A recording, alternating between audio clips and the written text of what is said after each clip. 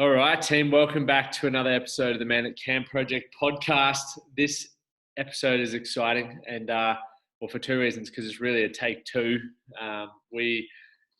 George, the guest, and myself, we did a Facebook Live together probably about a month ago, maybe a bit more, 5 weeks, Yeah. in the Man at Camp Project Facebook group, just to share sort of your story, because I think it's an incredible story, and sort of where you're at now and a few things that you learned along the way. And I was sitting there, I felt like I was being coached, mate. You were for me, I was fortunate. We were fortunate to connect via the good old Instagram. I think, yeah, it was Instagram, yeah. And it was Instagram, yeah. And hit it off straight away, mate. Like, you're such a good, genuine bloke, and I always say I only work with people that I'd have a beer with, mate, and I'd have plenty of beers with you. I know that. Yeah, So like-minded. yeah, 100%. But to see how much first and foremost, to learn about you as an individual, but then also to see you, put the hand up and reach out, saying, "Hey, I'm ready to improve some aspects of myself," and you've gone ahead and done that, and now you're bloody thriving, mate, or you already were, but now you've sort of gone to that next level, has been very inspiring for myself to watch. And I'm looking forward to when you make that trip out to Australia, or I know I'll be over in the UK. We'll make that happen. And that's another cool, crazy thing about social media, guys. George is based over in the UK.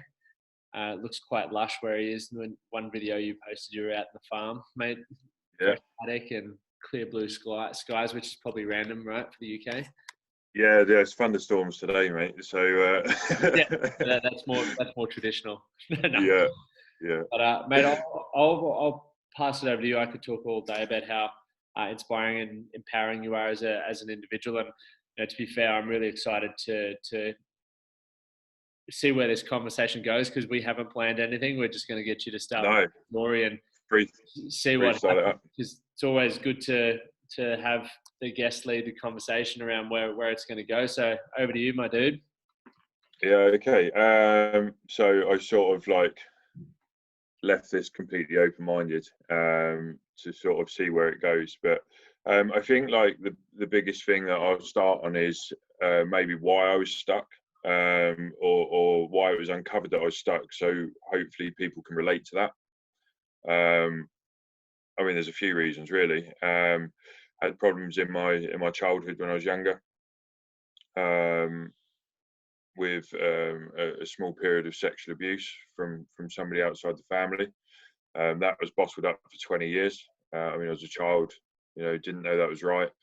That sort of ruined my childhood, and a lot of my family, my parents split up a couple of years later, so it was all sort of just put on that it was the parent separation, and which was hard as well, don't get me wrong, and that's a whole nother kettle of fish. And then leaving school, didn't know what to do, was a bit rebellious, didn't really listen to anybody, so then ended up joining the infantry, and then went to Afghanistan 2009, had a really bad time out there, 18 years old.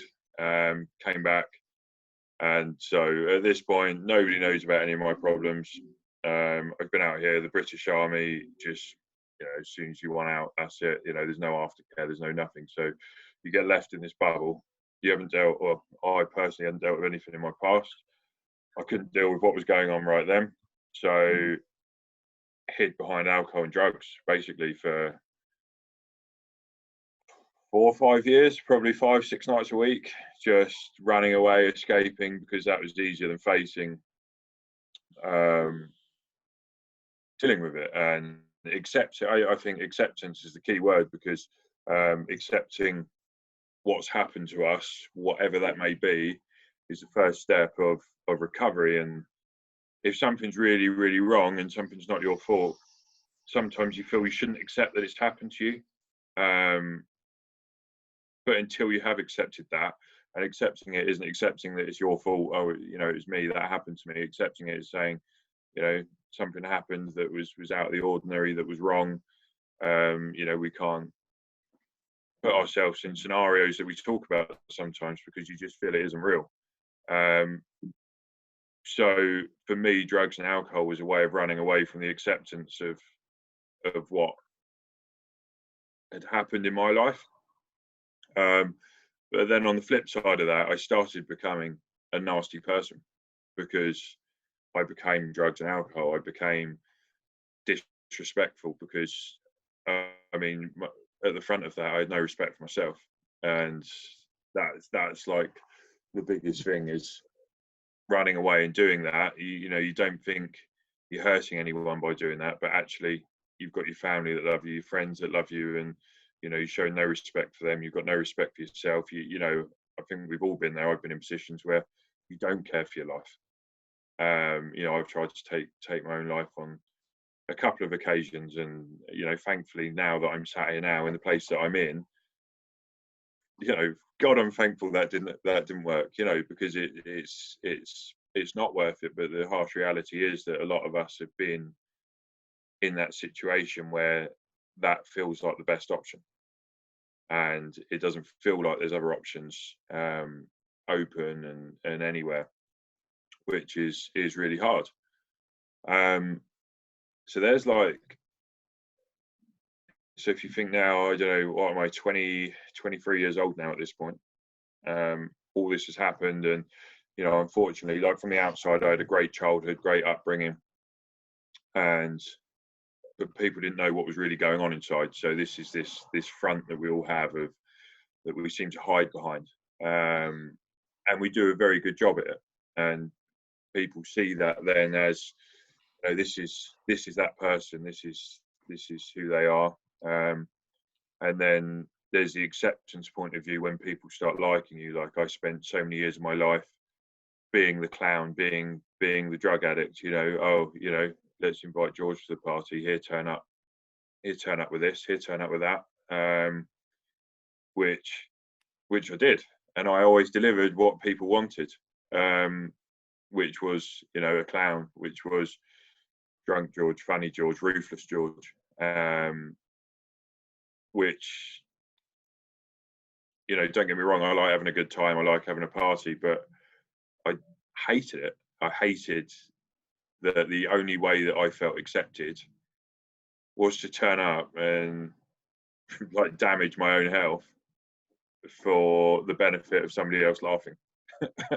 And Do you feel you know, you like you only felt accepted, or that was really the only way you accepted yourself at that point in time? yeah, I think a big part of that was accepting yourself.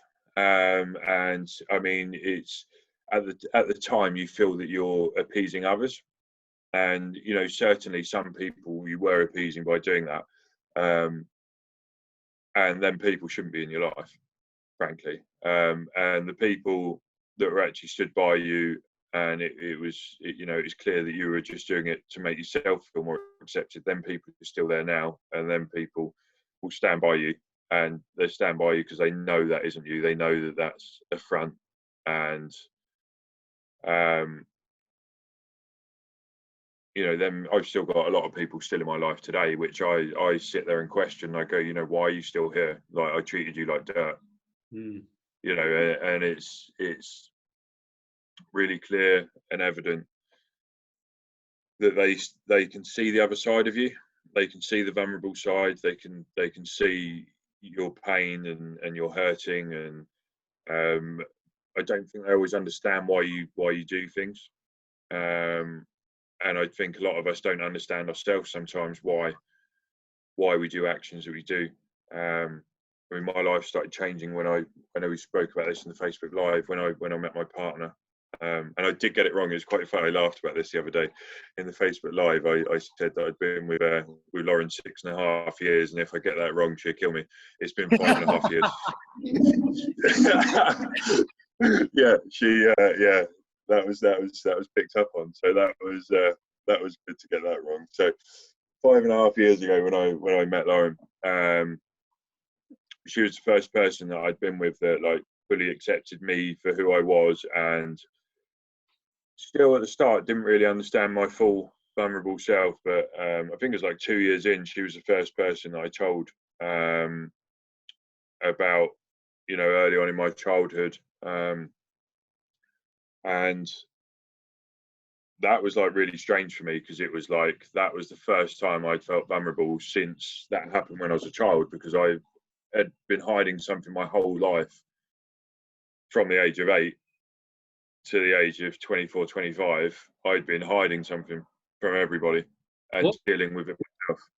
can I ask? What made you feel like she was the right person to tell that, or what was yeah? What sort of went through your mind where you're like, yeah, I feel like I can finally talk about this. Um,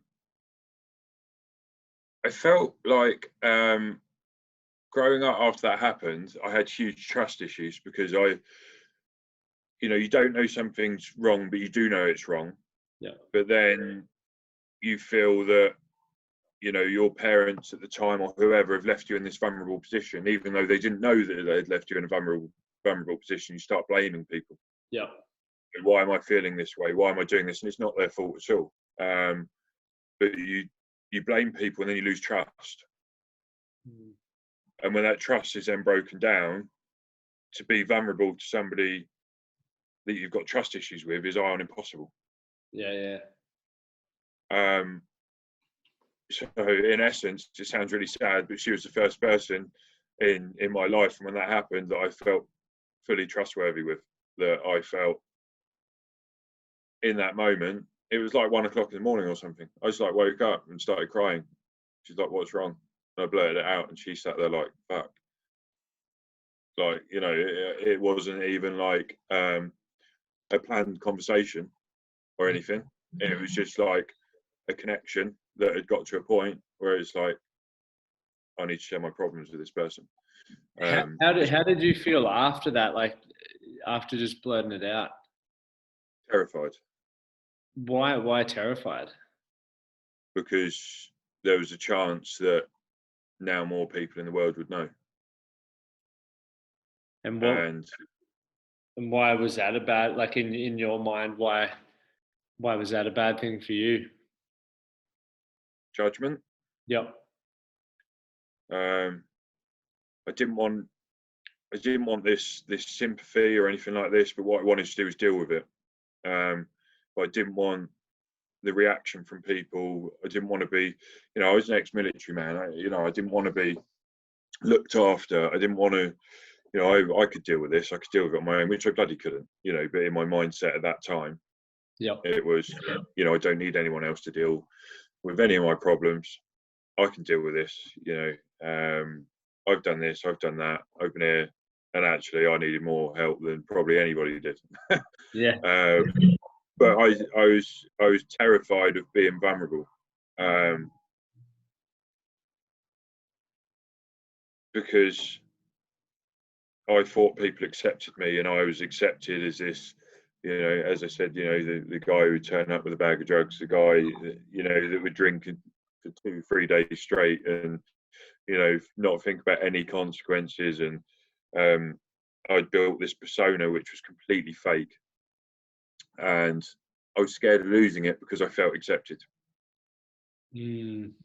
That's If a I that's lost, a crazy like a tough situation to be in, right? Like one of the yeah, biggest things we want as people is love, connection, and acceptance. And you had that, you know, albeit on a identity that you'd built to fit in, but still you'd had that. So to think about yeah, giving up's a pretty big deal. yeah, it felt like I was going to lose everything. It felt, um, and that to me at the time, that's, I don't want to be lonely. I don't want to not have anyone there. I don't want to walk down the street and be judged. Um, all these things I don't want. Yep. I convinced myself that I was happy at that time, and I wasn't. I wasn't anywhere close to happy. Like, 3-4 years on, for the first time now, I feel clear, I feel focused, I feel driven, I feel happy, I feel like I can deal with anything that goes in front of me, but dealing with it the right way, not bottling it up and, yeah, that's dealt with. Actually, no, you just chuck it to your back of your brain, and as soon as any sort of trigger comes, it's all going to come flooding back. And then instead of just dealing with whatever sets the trigger off, you're dealing with the 10 things you've stored in the back of your brain as well. Waterfall. It's, you know, and I know so many guys that do that now still. And I think it's one of our biggest problems is burying problems, is, you know, lifting the mat up, swiping them under and leaving them there. But the consequence of doing that is they're not dealt with and they will come back. That's I agree. I know a lot of men as well that do that, and I was guilty, as were you, as you said, we were both guilty of doing that. And that's one thing that I really admire about you. You know, you came on into that group program, right? And you were there just going, fuck it, here we are, this is me.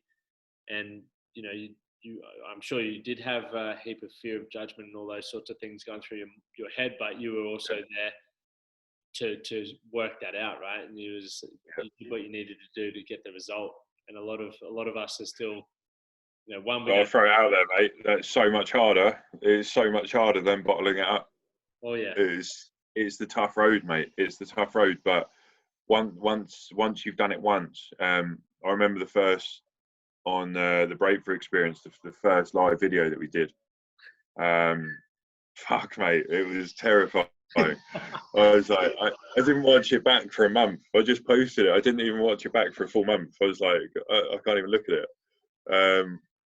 But it's like the relieving feeling afterwards, and the empowering feeling of self-belief, and you know, it's just, oh, it's incredible, mate. It's the feeling once you've done it is so good. But mate, it took me years to do it. It took me years to be ready and want it enough, I think, in life. And I wish I would have done it earlier. Like, mate, I can only like imagine my life if I was, you know, even as young as 15, 16, becoming vulnerable, trusting people and opening up, and you look how different life would be. But then also I've learned so much from the many mistakes I've made in my life.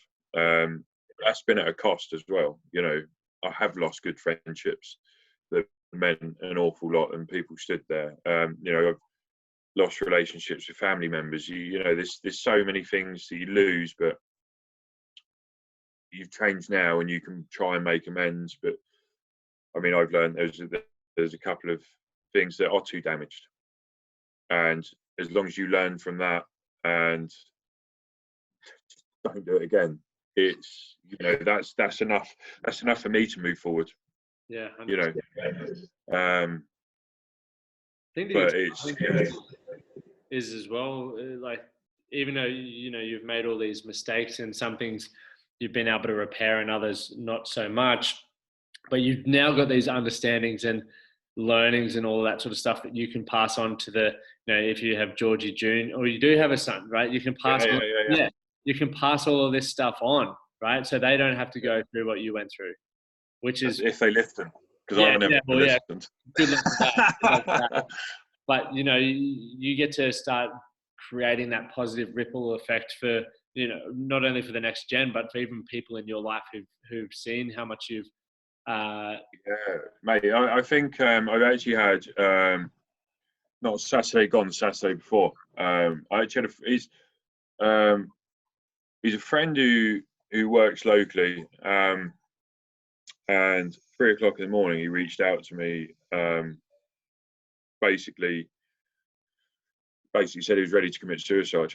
And I didn't even really see it coming, to be honest. Like, you know, it just shows how blind, even with, you know, I've got a huge understanding of suicide and how people are feeling, and some people's covers are so much. And I got this at 3 in the morning, and, you know, managed to talk to him. And since then, you know, we've got him up to the doctors. We've got him help. We've got him talking. And I don't think I would have been able to deal with that even a year ago. Yep. Even a year, 18 months ago, even though I'd been there, even though I'd been in that situation, I still feel I would have had that mindset of, you know, come on, mate, don't be stupid. And that's like the worst thing you could say to somebody. But that's the mindset that we get locked in, because that's, you know, growing up, you know, I know you're the same age as me. It was always, you know, men don't show emotion. Men are the strong men of the house. Men are this, men are that. You know, you can't be like this, which is a total load of crap. You know, mate, a strong man is vulnerable. A strong man is caring. A strong man is loving. Like, a strong man is compassionate. You know, is a strong man is the complete opposite to what society built an image of. That's my belief anyway. I don't know, that's my belief. My belief is, you know, having sympathy, empathy, love, you know, all of them things are so much more empowering than not caring about anyone. I agree with you. The conversation I had last Saturday with that guy was, you know, I managed to draw it down to that he didn't feel worthy.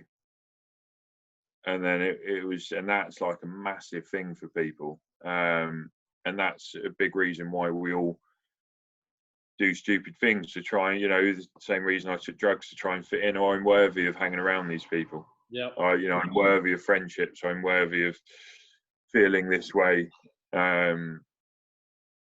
And that's what a lot of it bottles down to, you know. So our conversation went on to, you know, breaking it down. You know, you are worthy of this. You know, you tell me the reason why. You know, because you can't tell people. If somebody would have told me like a year, 2 years ago, you're worthy of this because of this, that's no good to me. You're just saying that. You know, that's how it comes across. You're saying that to make my mind think I am. But you start breaking it down. You start getting people to talk. You know, why do you think you're worthy of that? You know, what have you got around you? And start making the mind think about positives, and what people have got, because it's so easy to overshadow that with one big negative. You know, it's easy to go, you know, I've got nothing, because things do seem that bad at times. Things do seem that overwhelming. So it's just little conversations and baby steps of realization. But you do need to understand the principles and get things in place. And I hope by having conversations like this, and, you know, I've listened to almost all of your podcasts, and every single one of them is empowering in a different way. And everybody's story is very, very different, but they all come back to the same principles. And I don't know, mate, we just got to keep doing this. Everybody's got to keep doing this. And I just hope, you know, if one video inspired one person to talk, you know, that's potentially one life saved. It's you know, it is that critical, I think. I couldn't agree more. I think it's one of the most underrated ways we can create change in our, you know, communities, environments, anywhere really, is the power of peer-to-peer support, right? Mate to mate, brother to sister, whatever it is. It's like often, and I don't say this to discredit health professionals or anything like that. I think there's always a place and a space for that. But one thing where people often overlook and they go straight to looking for professional help is we just don't have the relationships and the connection in our life that we once had. Yeah. It's so easy to get disconnected. And, you know, the moment that you start feeling disconnected, like you were just saying, George, you start focusing on all the reasons why you aren't worthy and why you don't fit in that group. And then you start validating that belief about yourself. And then all of a sudden you retract more, you become a homebody. And then, you know, you start feeling the effects of being alone, right? Being lonely. And yeah, 100%. That snowball effect. And I think we all have our role. And this is why I'm a massive believer that my opinion, like we get busy, right? Life gets busy. You know, you've got a job, a family, all those things happening, and everyone's got various different journeys happening. But like, to try and help a million people is a challenging thing. But if you can just say, hey, right, I've got 5 good mates, and I'm going to touch base with them every week, and, you know, ideally, hopefully, they touch base with you every week as well, then that's a fucking ripple effect. Because if George, you're talking to 5, I'm talking to 5, the 5 people that you're talking to and the 5 people that I'm talking to are all talking to 5, and we just, you know, the fact that you call me George and you messaged me last week, which made me call Cam, right? And it's like all these triggers. Yeah. And then we go, right, well, I've done, you know, I'm building a good solid 5 relationship as a you, and I can fit that in and around my life, and I can really value that and give it the time that it needs to make you feel heard, make you feel valued, make you feel worthy. I think a big lesson in that on the timescale thing, ever since the breakthrough experience, which finished 5-6 weeks ago now. Yep. Yeah. So like ever since then, like I always had, I moved away when my little boy was born to start my life again, because my life was just a wreck, and you know it was building blocks, and you know I've got a lot of friends that are 130 miles away, you know, which isn't the end of the world. It's a couple of hour drive. But I always used to think, oh, you know, why does no one seem to bother? And then you start validating yourself in that way. Well, they did only want me like that, etc. And now, I think there's probably 4 or 5 people just from that group down there. I ring them once a week, mate, just a 2-minute chat when I'm in the van driving to work.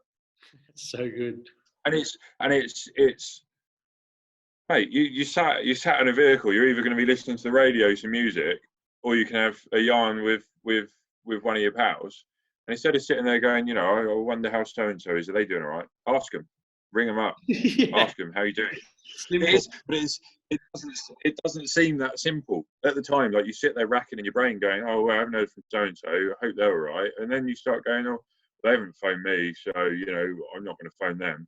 Yep. And it's like, no, people are caught up with their lives. You know, they want to talk to you. Like, just pick the phone up, 2 minutes.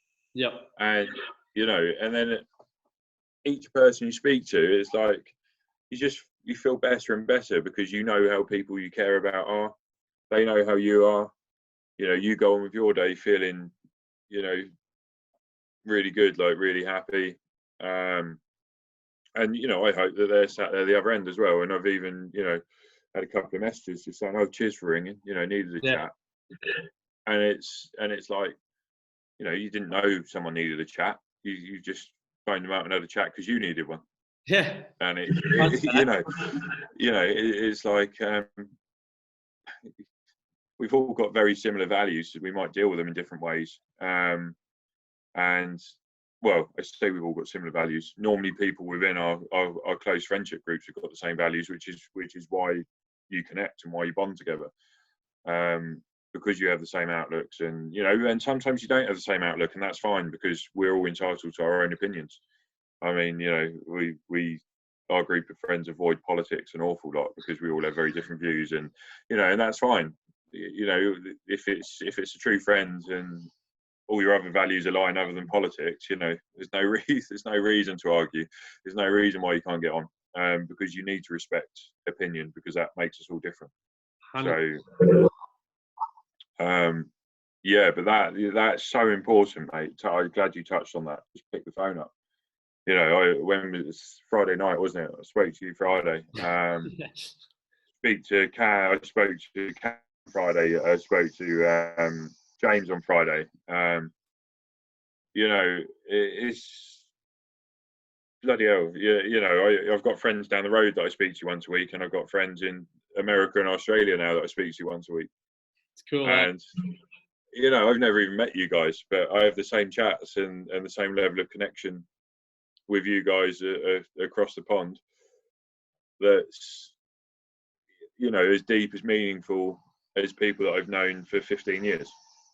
And this is what we crave, right? And the exciting thing for you, or the way what's exciting me for you is that might not excite you, but is that you're now that ripple effect, right? Like you're now the guy who understands how quickly you can connect with people and the power of, you know, great relationships and quality communication. Yeah. The impact that not only can have on you as an individual, but the people that you, you know, I guess express that to, right? So the ripple effect of, you know, people are going to be walking around your town going, mate, George they'll walk away from you going, that's one of the best conversations I've ever had. And you'll be walking away going, geez, that person talked a lot. Yeah, mate. The art of listening, though, is something I've had to learn. I felt like, especially when I started dealing with all my issues, it was literally like my life has been shit. And then I just like brain dump my life on people. And that was like my first stage of vulnerability. But then like I wouldn't let anybody get any words in edgeways. And it was like, but I needed that. And there was people that stood there and took it. And it was, I do that for people now. Like you realise how key listening is. Like if somebody's in a bad place, they don't need you to say anything. They just want to be heard. Yep. You're not going to have answers to help people. You just listening to somebody is going to be the biggest help that you can give the majority of people, because once they start talking, once they start brain dumping, they start unpicking it themselves. 100%. And just being there, supporting them, knowing that they can sit there for an hour and chew your ear off and you could not say anything.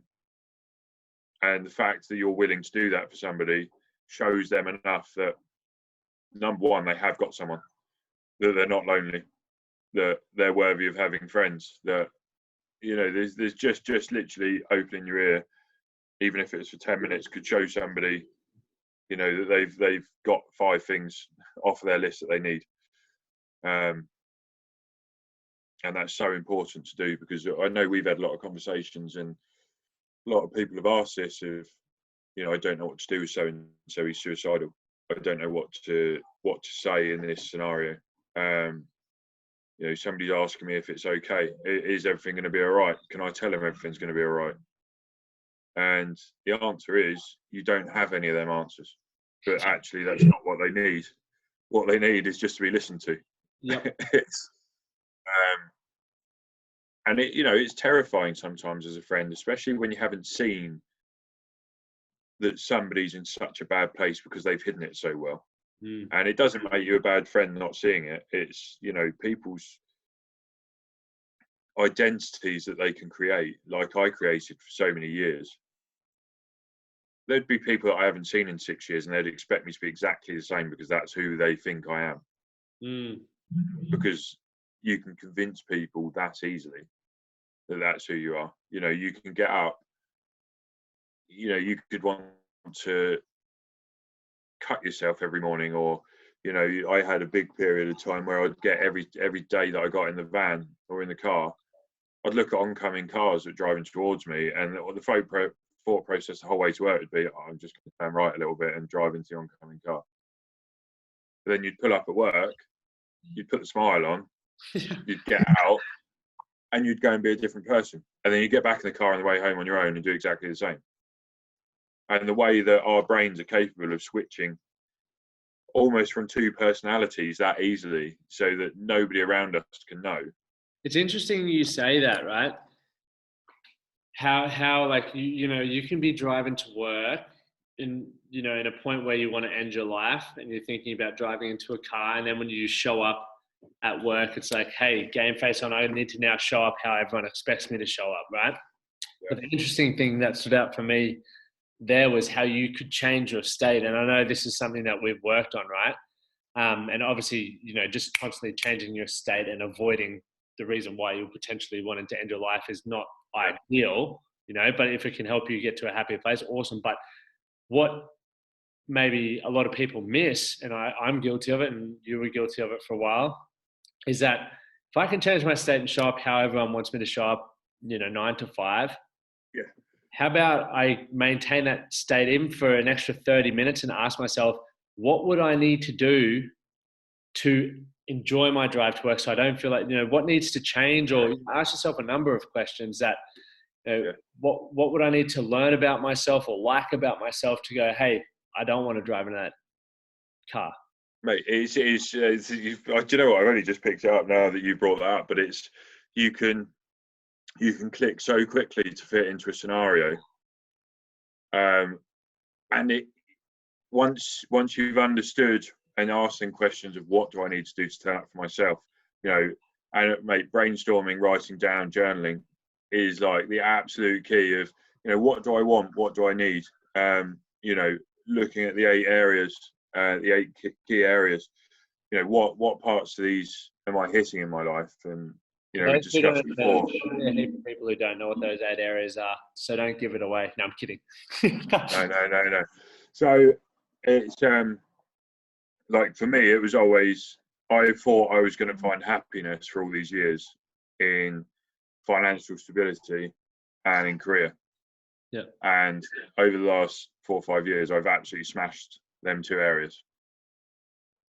But at the end of it, I've got, you know, a lovely house, nice car, you know, anything I could, you know, I don't go without. You know, if I want something, I'll go and buy it, which just sounds arrogant and really shit, and it is, and that's sort of what that can create. But the 6 values that I'm missing out there, I had a shit relationship because I neglected it for work.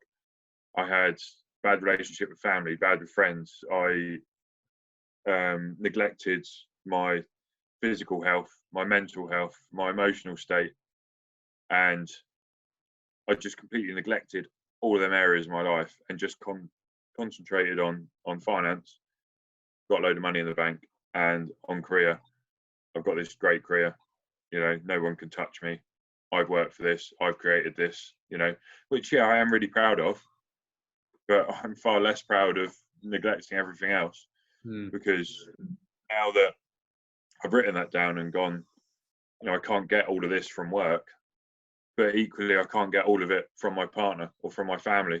So finding that balance has been absolutely critical to finding happiness, because I'm feeling fulfilled. You know, I've got a sense of adventure because I go out and I do a little downhill mountain biking. So I've got my sense of adventure that I get from there. I've got a really good relationship now with my partner, and we make sure that we've got time allocated. And that sounds so, it almost sounded like I didn't want to mention it at first, because I was like, oh, you know, darling, can we allocate some time this week to spend with each other? And it's like, why are you scheduling me in like you would work? Like, you know, is that all I am? But you look at the flip side of, you are important to me, so I want to make sure we spend time together. Exactly, perspective. Exactly. But you know, when I first heard you say that it was something that obviously you do with your partner, and I was like, that sounds a bit shit. it was like bet that makes her feel good. You know, can I schedule you in for a couple of hours? But mate, since doing that, it's so important, because it's, you know, there are no phones, there are no distractions. You've scheduled that time in, and that, you know, 3-4 hours a week, whatever it may be, is more meaningful than, you know, a month's worth of, oh, should we do this now? You know, or should we do that now? You know, we've got 10 minutes spare. Yeah. And that 3-4 hours and the connection you get in that time is so meaningful that it screams volumes that I'm doing this because I love you, because I want to spend time with you, because of the fact you're so important. And just like scheduling bits like that in. So I get that, like family, I've reached out to family that I haven't spoken to in years, and just had a chat. My emotional health, you know, journal every day, meditate, talk, communicate. So my emotional health, my physical health, I must admit, I still need to pick up a little bit. But we're doing the house renovation, so every dying hour at the moment is either spent at work or up at the house organising trades and whatever else. But that's like my next key goal on my path, is once we get back in the house, is to pick the fitness side of it up. You know, we went for a walk for an hour last night with the dogs, and it was just, we haven't done it in a couple of weeks. We've just been feeling tired and drained. Went for a walk for an hour last night, you know, afterwards just felt great. This morning, wake up, you feel fresher. It's just so important to really make sure that you're getting what you need, and everybody is capable of writing down what they need. 100%. It's most underutilized. Yeah, everyone's, and it's hard. Like we sat there going around in circles for ages. I actually remember it was Tom's Tom's on the Breakthrough Experience. I hope he doesn't mind me calling him out. But you really, really dug into him, and I can't remember exactly what it was now. But you just kept going, yeah, but why? Why? And I'm sure he will laugh about it. I don't think he would at the time. I think he was like, as nervous as the rest of us. Yeah. But 10 whys later, he then came out with his answer of, all right, that's why I'm feeling like that. That's what I need. And it's just going deep enough down. If you keep asking why, and I do it with myself all the time, like if I'm feeling an emotion that I find a bit strange or weird, why am I feeling like that? And then straight away on paper in front of me, I'll just write things down. And then if I write something down, I'm like, yeah, but then why am I feeling like that? And you will always then find the root cause. 100%. Why you're feeling an emotion. Yeah, exactly. A lot of us don't want to understand that well, or we just give ourselves the first response and go, yep, solved, next. Yeah, exactly, yeah. But we never get to the root cause. And if we don't get to the root cause, we can't deal with the emotion or deal with the reason why the emotion's there. 100%. And so I want to ask you 2 questions before we wrap up. Well, the first one's still a part of the combo, but you said obviously your life was shit, right? You were at a point where you were, drinking, drugs, all that sort of stuff. And life wasn't going so great for you, but what was the sort of moment? Can you I'm really curious as well to know what was that moment where you're like, right, I want to change. And then what sort of was your, I guess, went through your mind to make that happen? If that makes sense. So you've just done it to me now. So I would say there's been a couple of defining moments throughout that have enabled me to learn and develop. I don't think it was one situation. Yep. I think there's been different situations that each one has made me a little bit more committed to changing and to realization. So the first one for me was my son was born. That was 7 years ago now. And that made me go, it didn't make me try and fix myself at all, but it was like, I've got to provide now. So I went back to university and it was career and finance driven because I'm now a provider. I've got somebody to care for. I want to be able to care for them. Didn't know really how to care in an emotional way or anything like that. Yeah. But I knew that if I had a financial stability, then in a sense I could always be there. So that was my first point really. Then I moved down, moved in with my mum because I was going to university and whatnot, and I couldn't afford my own place. So life was bad. My son had just been born, so I moved with my mum, which, as I say, is in Wiltshire, and instead we live by London originally. Yeah. So it's 2.5 hours away from my son. I moved straight away. But looking back, every other weekend I did 5-hour round trip. Wow. To go and get him every Friday, and then Sunday to drop him off. So I did know how to care. I did know how to be there. But at the time, I didn't see that. It was I'm moving away just for my career and doing all this. The next stage for me, I was in my deepest point of depression, I think, at that point, because I had taken myself away from my acceptance circle.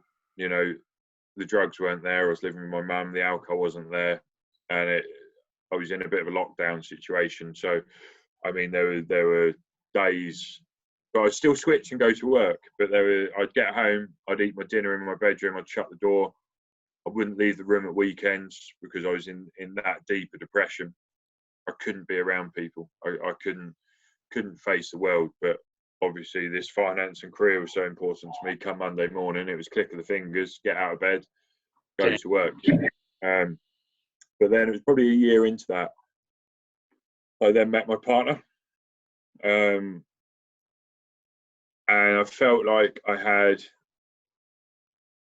was really weird because I never had any long-term relationships, anything like that. And my partner was actually the wedding singer at my mum's wedding. And she lived She lived 5 hours drive away up in Blackpool in northwest England, and I spent the weekend with her at my mum's wedding, and like we like really connected, and we just drank so much and just sat chatting until like really early hours of the morning, and like just became like fully vulnerable. And it was alcohol that did it. You know, I wouldn't have normally done that. It was definitely alcohol. The wingman. Then I went to work on a Monday morning, and she was at university with my stepbrother, basically, which is why she came down to sing and all of this sort of stuff. That was why there was a singer from all the way up north, not, you know, down the road. But I got back from work Monday and I felt like empty. I was like, shit, what's this feeling? You know, because women hadn't really been that to me. It was, you know, I think as, you know, this horrible, I do think it's horrible now, this lad culture of, you know, our perception of, you know, treat them mean, bloody keep them keen, all the, you know, all this horrible shit that's, you know, that we, you know, at that point, yeah, you know, I thought that was all right for whatever strange reason, and it's simply not. So I got back from work and I felt empty. I was like, shit, what is this feeling? Like, I haven't felt this before. Yeah. And that was, I messaged, in fact, she pulled me up on this as well. She messaged me first, definitely. And then it sort of went from there. But that was the next point of, you know, this person means a lot. I know who I've become and who I've made myself. I need to get some help to start figuring this out. So I started then seeing a counsellor at that point. And I thought all my issues from then were from the military. Yep. And I had a really good counsellor, and it soon became apparent that there was so much more. You know, at this point, my counsellor didn't even know about the sexual abuse. All she knew about was a separation of my parents and the military. You know, so there was still, it wasn't even coming out there. It was like, it was so locked down. It was, you know. So I saw her for a few years, and then it really helped. But then I sort of got to a point where I was happy, and I just stopped going. And I was like, no, that's it. I'm fixed now. I'm done. I can do all this on my own again. Biggest mistake of my life, mate. Biggest mistake of my life. Things started going downhill with how I was feeling. I started going back to old coping mechanisms of drugs.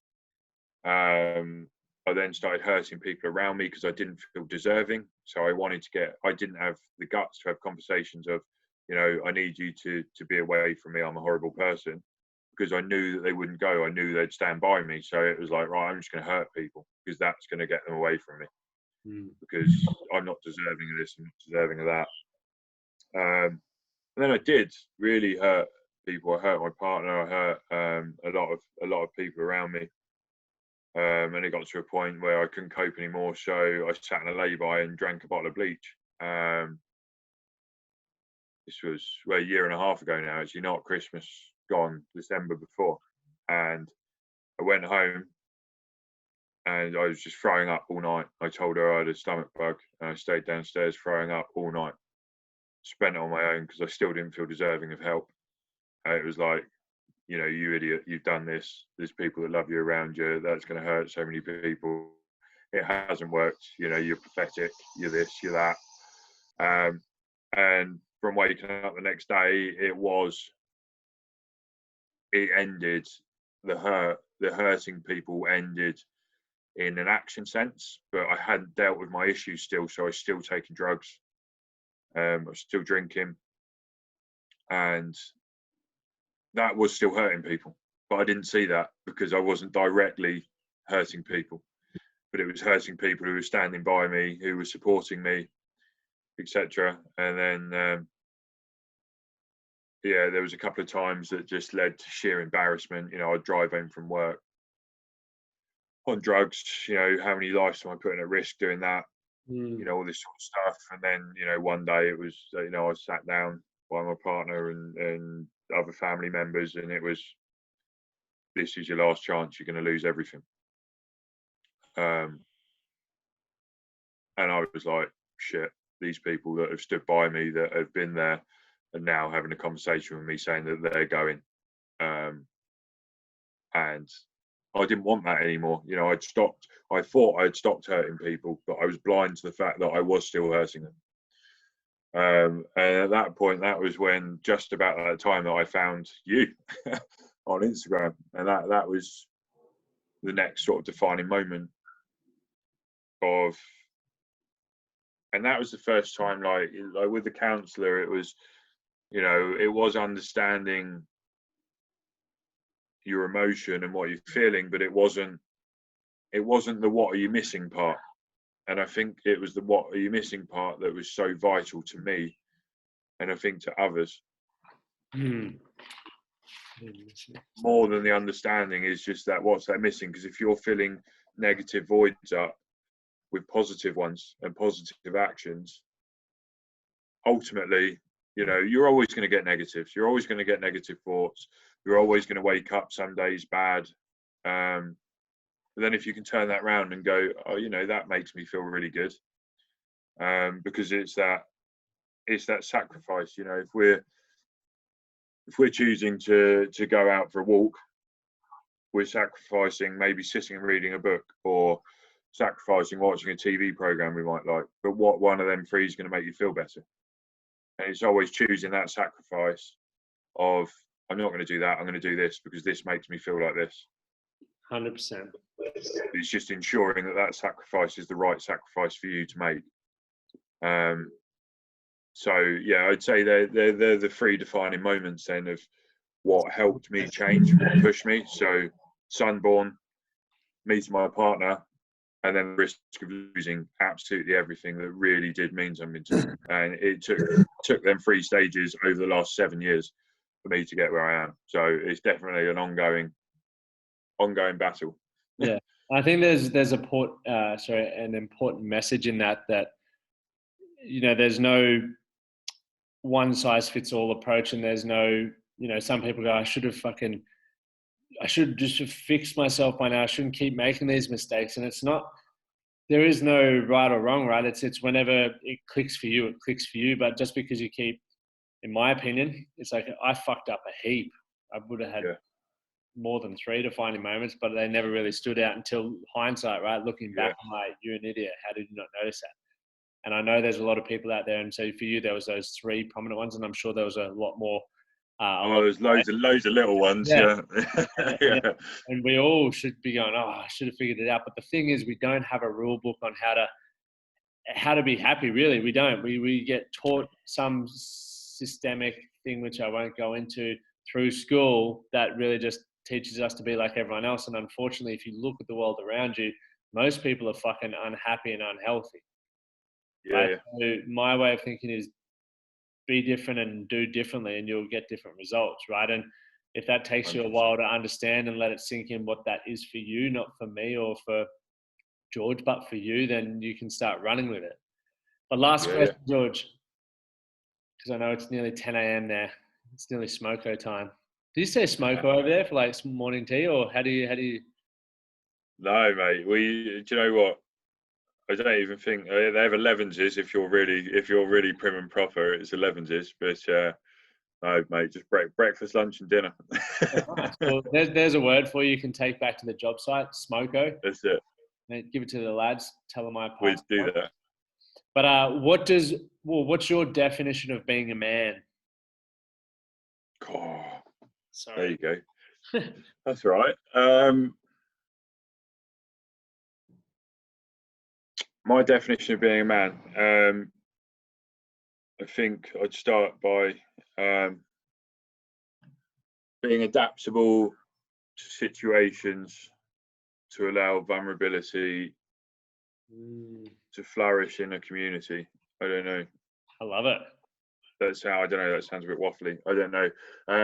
Oh, mate, where can I start? There's so many good bits about being a man, but the key bits to being adaptable and being vulnerable for me, because they're things that I haven't had my whole life. So I think everyone's definition is different, and everyone's definition is right, you know, in their own way. So that's mine. Nailed it, man. I loved it. Thank you. Well, mate, I appreciate you giving up your morning and sharing all that with me, Right. or with not just with me, with everyone that is a part of the Man That Can community and everyone that's involved in it. I got a heap out of it. I got a ton of notes which I'll be putting in the show note episodes, which will be Good man. cool. So yeah, I appreciate your time, mate. I know you got a lot to do, so mate, once again, thanks for No, coming good and mate. sharing your experience with us. Yeah, no, brilliant, mate. Hopefully we're doing another one in a few months' time and check in, see how people are doing. Bloody oath.